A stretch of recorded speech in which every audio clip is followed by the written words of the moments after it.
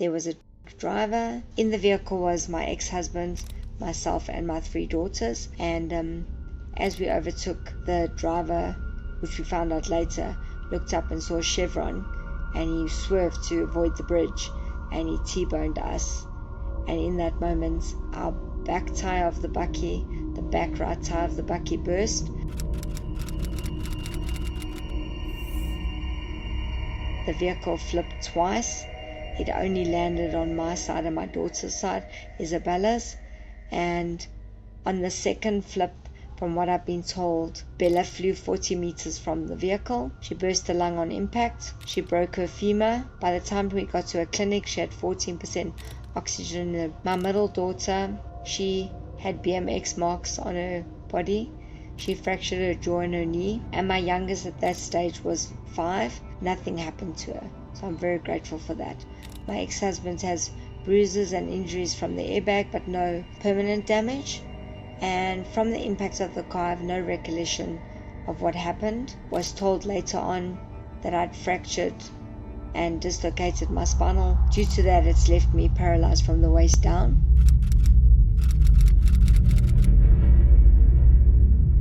So to the scene of the accident, I have no recollection from when the car hit me. So we went from the scene of the accident to a clinic in the nearby village.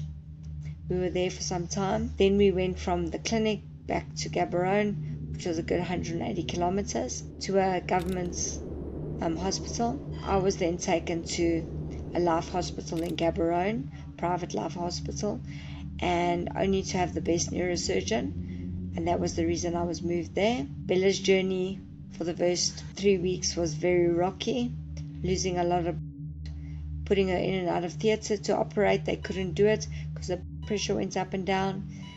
In this time, Bella's in ICU, my middle daughter's in ICU, and I'm in ICU. Maggie spent 3 days in ICU and 2 days in a general ward, having the operation done on her jaw, only to say she wanted to go home. So they said, well, you have to learn to walk and you have to go to the toilet. So she did that. She had an amazing physio that worked with her for 2 days, and she walked out of hospital on the Friday with crutches. Definitely the impact on that day has changed my daughters for life. Bella was up and down. We were a good distance apart in 2 private hospitals. Bella's grandparents, my in-laws, stayed with Bella permanently, and my mom was with me. And when they did exchange so that the one could see the other, then I always had somebody else. Girl's father did between 2 hospitals. He saw me, he saw them. One of my ex-husband's sisters who lived there, they took Lizzie in, so they had my girls for 3 months, I think, while we were doing ICU, and they stepped up to the party. And then after Maggie's week of being discharged, she also went there. The journey in ICU for me was just, I don't really have recollection. I have in and out of moments. I know when people visited. Apparently after 2 or 3 weeks, I've been told that I was moved out of ICU into general ward, and I stopped breathing. My doctor was in theatre, so there was nothing the staff could do, and they put me back into ICU, and then they put me on a ventilator. So I was on a ventilator for some time. Once I was done with the life hospital, the private hospital I was in, there was nothing longer anymore they could do for me, so they moved me to be in the same hospital as Bella. I was an extreme case. They had to protect me and keep me healthy, safe. And then when they started weaning me off the machine, I was told that I would stop breathing when they told me they're going to turn the machine off. So one day my mother said, Pippa, you haven't been on the machine, you're breathing on your own for 2 days.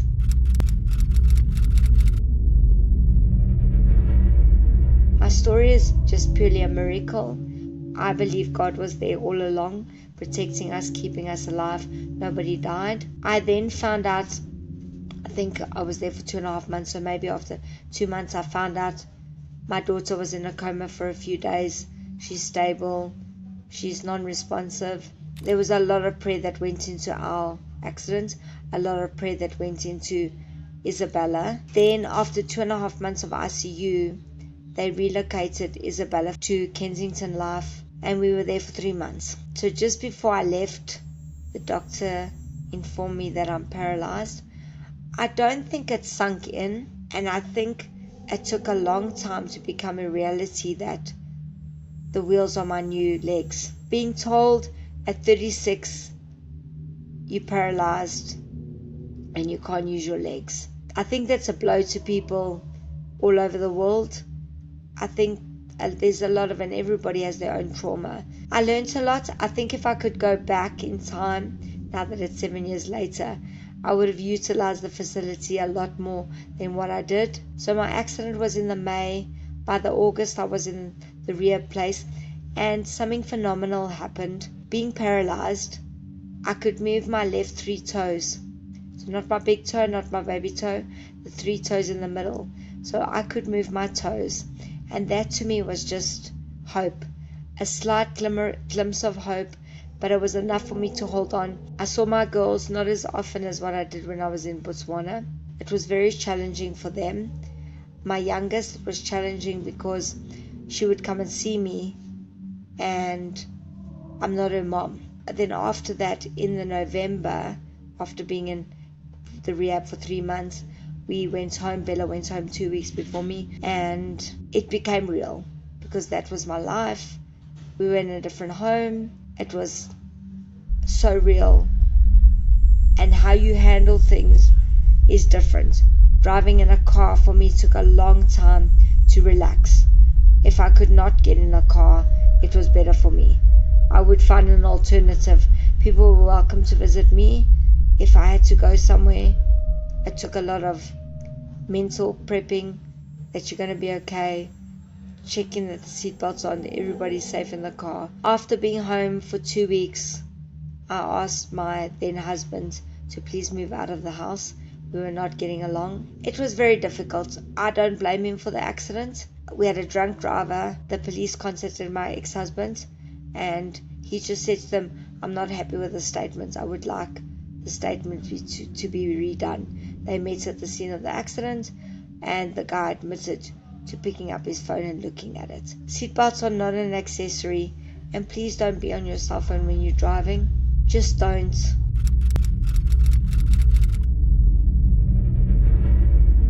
So yeah, the first 5 months I don't really classify as much.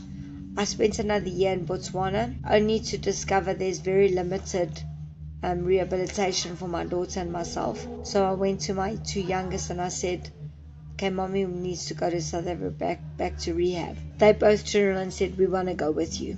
I spoke to their dad. He was fine with that. That was the August.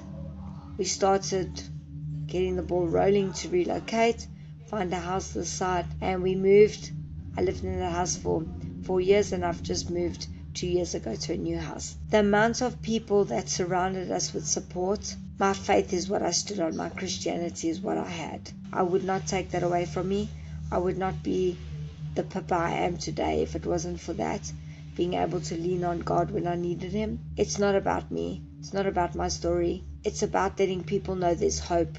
And to ladies out there, I know to men as well, but to ladies, to young girls out there, no matter what's been said to you growing up, what's happened to you growing up, there's always life after something. But the fact that I'm still here, I really believe that God has a purpose for me and my family. And whatever it will be, I don't need recognition for it.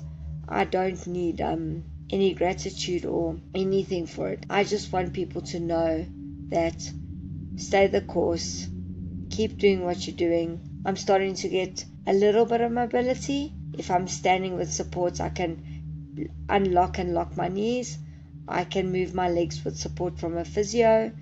Walking is definitely a goal I'm aiming to do. I used what we call a granny walker, a standing walker. I was able to lift myself 3 times off a bed to stand on my own. And that's 7 years of hard work. It's tough. It sucks. I do have really not so good days, crappy days. I do function as a normal mom.